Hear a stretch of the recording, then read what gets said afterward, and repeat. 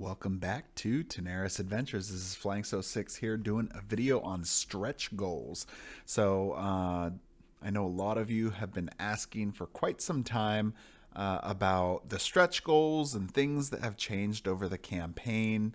And we're going to go into some of those. Specifically, what we are going over today is this graphic here and some of the other stretch goal items below. And I'll try doing my best here as to explain what things have changed, what things were added, maybe even some things were removed. And this should be pretty comprehensive, but it is possible that I may miss a few things. So definitely, be sure to leave some comments down below, and I'll try to address what I can. But, I may not know everything, and we'll have to get back to you on some of them. Anyway, real quick thing to mention too, of course, is maybe not everyone knows that I am a Dragori employee now. And because of that, the things that I'm saying is, of course, my opinion, but, since I do work for the company, there is that aspect of, potentially some bias. So I just want to make sure that everyone is aware of that as I go through these, because it may potentially change some of your opinions on it or not. I don't know.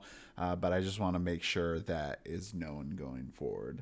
All right. So as a quick summary, we're going to go over the stretch goals that have been given versus the campaign page table, Tanares Adventures, components that have changed, and there'll be a table on that, the gameplay mechanic additions, the removed gameplay mechanics, and community quest changes, and then the last thing being sculpts. So anyway, we are going to get more into detail here. Otherwise, the summary is basically you guys are getting a lot more than even what was promised in the original campaign. And so there's definitely a lot to be happy for and excited about, and we're going to get into that here. First one we got here is the stretch goals given versus the campaign page. So that page that I had open here earlier on Kickstarter, that is essentially on the left-hand side, where we had, extra game box, 100 quests, 361 cards, etc. And then on the right is what I went through and have determined what were the equivalent things that were actually given. So let's go over those. So the extra game box, that was successfully given as the Madness box. 100 quests, we actually came out to 101 quests, so just slightly over there. 361 cards, we absolutely blew that away with 891 total cards across 3 different sizes. Let's see, next one is extra journal. We have now the city book along with the original journal, of course, to the campaign, with 88 pages, so pretty good size there. This next one is a bit combined because the original campaign mentioned about a campaign book or cards and a journal. So really it's a combined thing now. So I tried to make it equivalent as possible. So 270 journal plus 60 campaign was 330 journal pages. We came out to a total of 354 journal pages. That does not actually count the city book mentioned above. That's just the journal. 5 boss miniatures. We actually have 7 boss miniatures in the Madness box. 7 stretch goal hero miniatures. We actually came out to 9 stretch goal hero miniatures. 23 villain miniatures. And this is 45 villain miniatures. I guess one thing I probably should have prefaced this with as well is, so this is the actual delivered stretch goals with a Tanares Adventures pledge. So this is including everything, including items for Tanares Adventures as well, because that's how all the stretch goals were intended to come anyway, was with Tanares Adventures, not as something separate anyway. So there's maybe a little confusion in that, but in terms of like the villain miniatures, it is also including that Tanares Adventures number. So it's still very, a ton of miniatures here. 5 scenario miniatures. We did get the 5, 2 single barrels, 1 triple barrel, farmer, and then a damsel. A new game mode. We have the infinite mode. The infinite mode is a way to essentially kind of play as a wave mode and just kind of see how long you can keep your team battling for. So that was actually included. 2 customized trays. We actually have 4 trays between the Madness Box and Tanares Adventures. So if you don't include that one, then it would be 3 trays just for Tanares Adventures. New tiles. There is 5 new tile types. Corrupted Zone, 2 of those. Ice, 14 of those. Planar Rifts, 2. Quest tiles, 4 of those. And barricade tiles, there is 10 of those. So those are all the stretch goal versus campaign changes with the Tanares Adventures pledge there. All right, let's move on to the next table here. Tanares Adventures components that have changed. So everything on the left here is specifically the Tanares Adventures box that is mentioned on the campaign page. Left-hand side, we have the relics, which was also kind of a component of the stretch goals as well. But this was changed to relic quests. You'll know because your adventure card will give you a letter combination that starts with an R. Any of those is a quest that is a relic quest, and all of these quests have some kind of like puzzle aspect to them. So that is how relics were implemented, not like I think they were just kind of like component pieces on the campaign page. Then the envelopes of secrets. That also was changed. There's no longer like envelopes anymore. It is lockpick puzzles. There's 36 of those in the city book, and then elemental puzzles, and there's 18 of those. So just speaking of those different types of puzzles, and this was supposed to include some histories or secrets and I think puzzles to begin with, and so that's what it was translated to. 4 city structure upgrade types. So there is 4 city structures with 7 levels to each building. There was supposed to be some more types of city structures, but I think it kind of got too cumbersome to have so many types of structures, and it made it just challenging to balance, basically. Next up was the regional map. So the regional map was translated to a world map on the back of the city phase poster, which is the world phase map. So that is still there, and it is used as a game mode in the game. Next up was team sheets and story log. So those definitely were created. 4-page campaign log, plus 2 bonus digital download save sheet. So that is included as a free digital item online. I'll have the link in the description down below if you want that.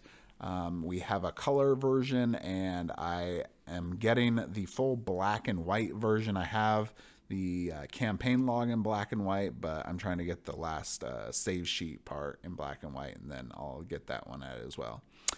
2 player aids. We actually have 3 player aid cards now, each one with great information on there that can be used, and it's all different. It's not just copied information. Room tiles, they were implemented. There is 6 new room tiles, and they do sit off to the side of the board when you play the game. So keep that in mind, and when you are playing, that does exist, that you will still play off the side of the board on some quests.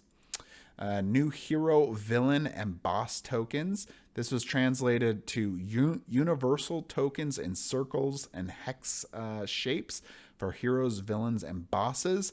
This was done because basically when you were playing the game, at least even in Arena, the contest, trying to find the correct token often was quite a pain to just play the game. And that really shouldn't slow you down from playing, because they don't really need to all have their specific picture. I know some people did like that, but really you just need at least a generic picture of this is a bad guy, this is a good guy, and that is what they ended up providing. Card type changes, so artifacts and scrolls were replaced by 2 weapon types and 2 armor types. So there is the essentially you start with like a short sword, for example, for the melee characters, and then a bow for range characters. Armor types, there is the like the chainmail, I believe, and then robes that you start. And so basically you'll still get, different kinds of items as you're going, but there's essentially 2 types of weapons and 2 types of armors. So scrolls and artifacts just weren't really going to be used in the same way anymore, or couldn't be used with the way that they had changed the game. So that's how that was changed. Card type change. City cards were also changed. They're now replaced by loot cards and NPC cards. Loot cards is the resource of the game in Tanares Adventures, and then NPC cards are cards that you will use in the city phase, world phase, and you will use the quest power part when and you assign that to your hero to kind of like aid them in their upcoming battle, and even actually some in the journal as well. So those were changed to those 2 types of cards instead of city cards specifically. Card type change. Journey cards, those were replaced by adventure and quest cards. So adventure cards are used to basically start your next adventure. They give a story and background, and then you start looking in the journal. You read through that, you work your way through the journal, and then it'll get you to a quest. You play your quest, and once you have completed the quest, assuming you have actually successfully completed the quest, you will earn the quest card for that specific card, which will give you some war points and things. And then it will also be used in the world phase. So you get these 2 types of cards as you play the game. So journey cards don't exist anymore, but are replaced by adventure and quest cards. All right, so there's a couple things here that I added because essentially they're just added to Tanares Adventures, and it was never discussed about early on in the game, and so I just wanted to make sure that these were included as well. So there's much more tokens now. We have condition tokens, which I know a lot of people did want that in Arena the contest, and so now those exist. NPC tokens. We have skill tokens that will be used on the skill pad. We have object tokens that will be used in different quests. The next type of component is boss and villain components. So we have a boss squared disc, and then the boss snap-on base, as well as hexagonal bases. So the boss squared disc and the boss snap-on, so the square goes on top of the snap-on, and then the snap-on connects to a boss, and you will use those in specific boss fights that are essentially kind of like a boss battler, where you'll try to attack the boss from different directions, and the snap-on base is a great addition to be able to kind of move it around and make that simpler when you're actually playing the game. But that is usually for most of the end game bosses, just as a thing to note. Okay, so next up is another new components, which are 40 mana cubes, 12 fatigue cubes, 8 skill pads, and then the 3-player aids, which was actually mentioned above as well. But just want to make sure to include those because it was additional player aids there.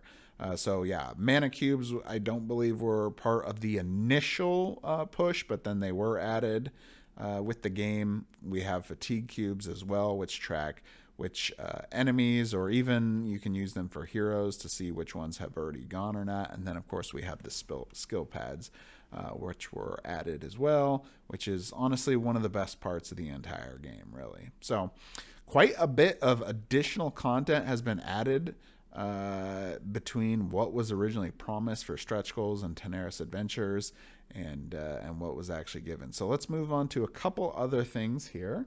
Only a few things left. So we have new gameplay mechanic additions.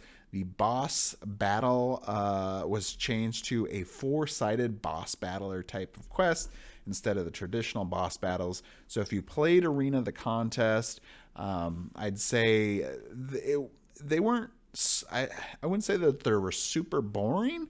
It's just that they weren't very dynamic.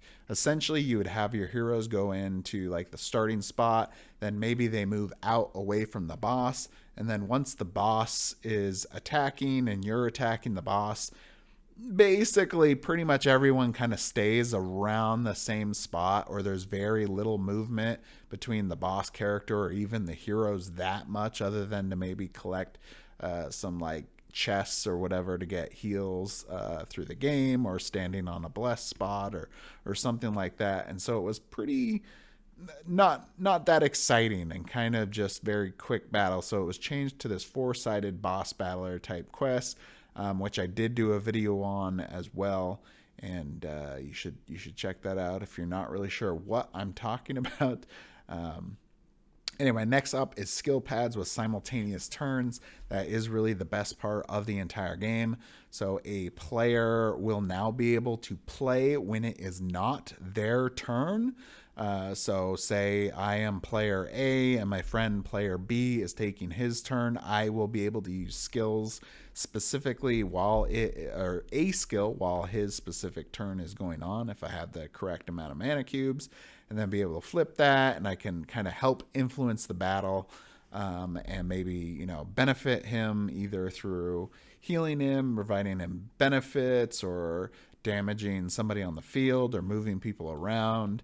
And then other players will be able to do that as well. Then the other side of that is on villain turns, we'll then be able to influence the villains by doing those same types of things, but specifically on the villain side. And then of course we get our total charge powers, which give us quite a bit of strength there against the villains to do additional damage and healing. And then the last part is the deep villain AI system. So Arena the Contest, and when I thought of this kind of system, it wasn't just necessarily of what was promised on the page, but also what Arena the Contest had promised and given to people. So the deep villain AI. So originally in Arena the Contest, the AI works by a card system, random card system. Player would flip the Evil Powers top card, and you would read what kind of effects and then what kind of AI they produce. So maybe oftentimes what many actually did say, basic strategy, which is the closest hero with the lowest HP. So while that's a pretty simple system, it kind of made it pretty, I don't know, not that dynamic. Like basically all the heroes would dogpile one villain to try to take out as many villains as possible, because the more actions villains got, the more damage heroes could take. So if you just took out one villain by one, the faster you could, then the easier it was to actually fight the villain characters. Really no incentive to kind of split your damage that much. The other problem with the evil power system was that you could just essentially get some really unlucky draws where I know for me, one of the worst things was you put on a permanent effect and you're all excited. You got, lightning reflexes and you're, barreling down the battlefield and you're about to do, all this damage you think you're going to do. And then the very next turn says evil power card, remove all permanent effects.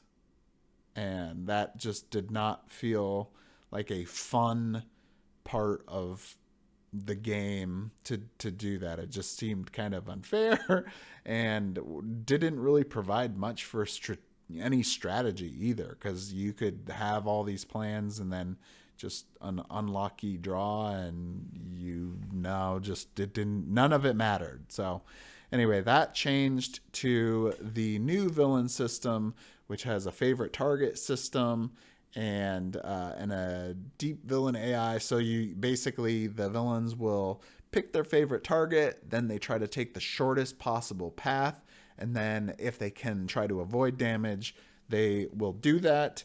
But it's still relatively pretty simple. It's just a little more dynamic because the villains also retaliate right after they are attacked by heroes. And then once they've gone, then they are, fatigued, as they can only go once per round. And so it makes it a little, more interesting as villains will move around the battlefield. And you have to be careful as who you're attacking and what kind of effects they may do to you, and who is the right one to target. So the AI system is vastly improved from Arena the Contest. Some people may really still like the simplicity of Arena, but if you wanted something more dynamic than just kind of pulling a card and having the same people getting attacked all the time, then the new system's much better. Okay, let's talk about the removed gameplay mechanics. So there is a few things that were removed, and these were some earlier on mechanics. One of them was specifically mentioned in stretch goals a few times. So the two-team story system, originally it was promised as this system of where you could you're fighting some spiders or something, and because of that, it you break some rocks, and because of the rocks, it blocks off some path, and so this other team that you would also play at a different time of four heroes would then not be able to do something else as part of their quest. While it was kind of cool in theory, it didn't really work out super well, partially because for a few reasons. One of those was playtesters didn't really enjoy being forced to constantly change teams, because the idea was you would play one team for the first quest, then you would play the second team essentially in that same round, and then you'd switch back, and then you switch back again, and then switch back again, and switch back again. And people didn't like being constantly forced to change their team, and they just wanted to play the original team that they had to play. And the other kind of challenge too is because some people are like, oh cool, I could have two groups of people playing, this will be really cool. Well, the problem was you didn't really even have enough components to play two at the same time. So really you could only have one team play, and then in best case scenario, you have that team sit out and then somebody else come in and play with their team. It just didn't seem to really work out that well. And story-wise, I think it made things a little more complicated as well. So in the end, they ended up getting rid of the two-team story. So now you just play one team. You can switch out characters whenever you want, between the quests. But there's not really a different impacted story because of it. Okay, the next up is Legendary Quests for Heroes. This one I'm actually a little disappointed as well. Basically, this was also kind of similar in the last vein. It forced players to play a specific hero, whether they really wanted to play them or not. So if you were playing Lava Axe quest, you would play Qatar, and you had to play Qatar in the quest. And it was kind of cool that you could do that, but it really wasn't that fun to always be forced to play a different character, because there was many of these legendary quests. So it kind of goes back to the same thing of, I just want to be able to play the team that I want to play and play the game the way that I want to play. And having a specific quest for one hero that forces you to change was not that fun. I will say that they did implement hero endings to the end of the book. There's a standard and complementary ending for each hero at the end of the city book. So that still does kind of exist. So there's still a story aspect for those characters. And so you will actually get some changes in heroes' stories based on the quest that you did play.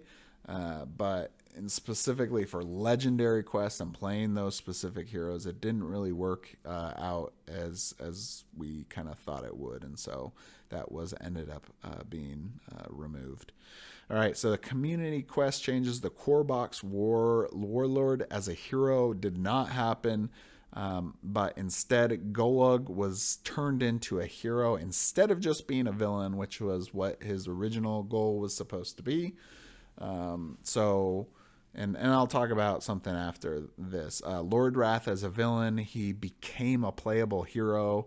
Originally, he was just going to be a villain and not be a hero. And I'll talk about that a little bit further here below as why that happened. And then last is Core Box, Sentinel, and Sniper as special heroes. And in replacement for that, Skara and her companion were added as a commander hero. So basically, there was a whole nother hero who I believe she's from Epic card game. So that character and her companion were added for in exchange for this Core Box, Sentinel, and Sniper character. So here's what happened with these. The problem with Core Box, Sentinel, and Sniper as specifically heroes was, if you were, let's say you're playing as the Core Box Sentinel, but you're somebody that decided you didn't want all of the extra miniatures that, we had to offer. You just own Arena the Contest and you own Tanares Adventures. If you want to play the Core Box Sentinel, but you now can't place that Sentinel miniature for the quest that you're about to play, you kind of have a problem. You could proxy in, of course, something else if you want, but the idea is you should still be able to have the miniature that's defined. And these characters, the Sentinel and Sniper and the Warlord, are all supposed to be proxy kind of miniatures to begin with. So then you're essentially getting a proxy for your proxy, which kind of gets a little silly. So instead, Skara was added. She's playable as a hero, so you still do get a hero. Same thing with Golug. He's a villain and he is a hero. So that's how these were changed. All right, I realized after that I probably should have mentioned that, at least with the community quests, that the other rewards actually were implemented. So the ones that I talked about just before this was changed, but everything else actually is implemented. So Green Dragon in the Dragon Collection was done. The one extra type of scenario tile and one extra alternative artwork was done with the updates and provided. Nynx and Herodotus were added as heroes. Same thing with Nero. The Chimera was also added in the Dragon Collection as part of the Tanares Adventures box. In terms, we mentioned this one earlier here with Lord Wrath, and then the two miniatures that were revealed was the Fat Zombie and the Basilisk. So those ones were added. And then we mentioned that one. And then Augur in the Dragon Collection also was added. And that is also part of the Tanares Adventures box. All right, so this next part is probably not going to be quite as exciting for people here, just because these were some of the limitations and things that we did have to kind of nix just because it didn't really work out when playing the game. So the world map for In the Realms of Madness campaign. So we have the city phase map, we have that world phase map, and then it was like, okay, well, we have another map, but the In the Realms of Madness campaign is pretty short campaign, and there's not really like a city phase, world phase part of the game. So there's not really anything that you would do with the map. It would just be you have a map for looking at, I guess. And so it really wasn't something fun for a gameplay aspect. So we did just end up removing it for that. All right, the next one here is basically a combination of the same kind of thing. It's pretty much all the crossover heroes. Well, Medusa's a separate one. But basically, most of the crossover characters and some other characters as villains in the campaign. So basically, the heroes as villains didn't really play test very well. And I think this also kind of goes back to the same problem of, well, what if you're playing this hero? Now you can't play this hero. And then I think it just wasn't balanced very well. So then they'd have to make, unique type cards for each of these, and you have to be replacing out heroes for to play these different quests, and pretty much it just didn't work out as an idea at all. There is only one character to that exception. The other problem too is if you wanted them as a villain and then maybe they turn into a hero, was then you kind of like are restricted to playing that character until you get to that point, which we didn't really want to restrict pretty much all the characters you would get in Tanares Adventures to play the game. So there is one exception, that is Magenta as a villain. She is in a quest in the game, and so at the beginning of the tutorial, you'll read that Magenta is locked, and then you will play against her and be able to get her as well. But basically, Dragori decided to still allow one of those to exist. Just so you could experience that if you wanted to, but having what is this, like 10 different characters all have that being locked out from you being able to play in the game probably wouldn't be super fun, and then just didn't work very well in the play test. All right, alternate beginnings for heroes. The problem with this one is if you have these different types of beginnings of heroes, there's only certain quests that you would actually be able to play based on like the heroes you had. So if you have Avalon, it's like, oh, okay, I have to play this Avalon one or like one other quest, and then that's it. And it's like, okay, well, I mean, what if I want to play something else and not just, the specific ones that are locked? So those were also removed. So new heroic actions, because the game kind of changed as to where they were going to go, they decided to implement the role-specific attacks. There is 114 role-specific attacks.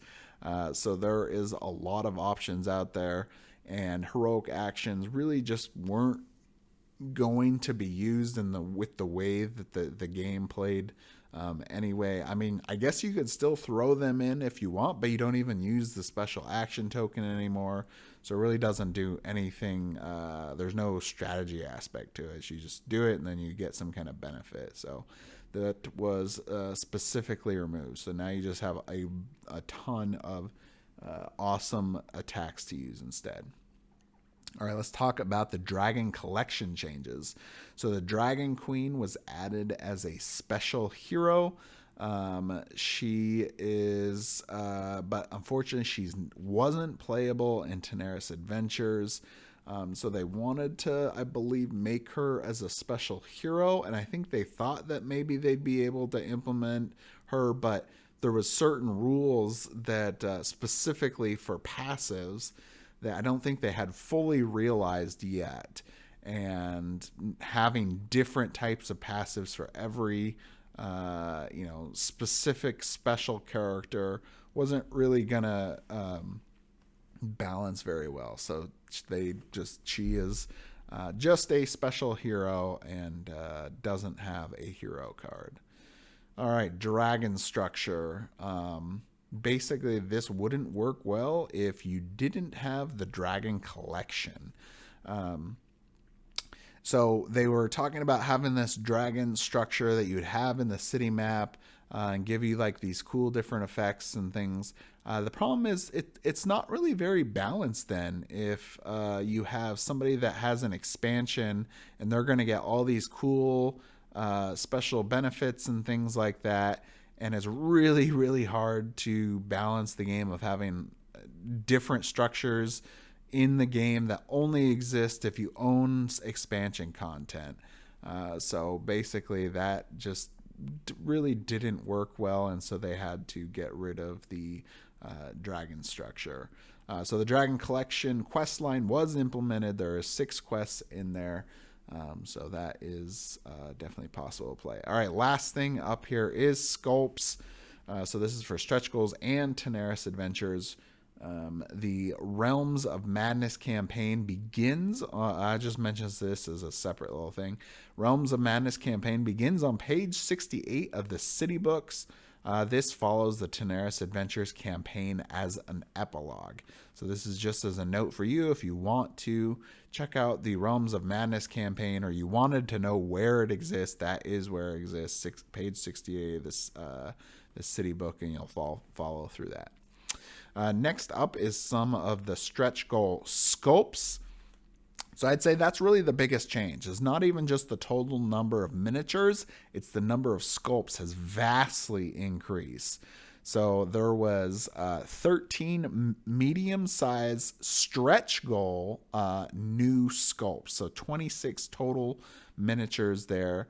So there is 13 when I believe originally there was supposed to be like 6 or 8 or something. So there's quite a bit more sculpts than what was originally promised. Then we have 8 medium-sized Tanares Adventure miniature sculpts with 18 total miniatures. So we got ogres and huge bosses and things like that. So quite a few miniature sculpts. Then there is the 5 stretch goal bosses, which are all in the madness, right? We have the 1 huge, 3 large, and 1 medium. So anyway, that is it for the comparison here. I hope that maybe provides some clarity. I'm going to try to, show some pictures and things as well to help you. But that is it for today. We'll see you at the next one.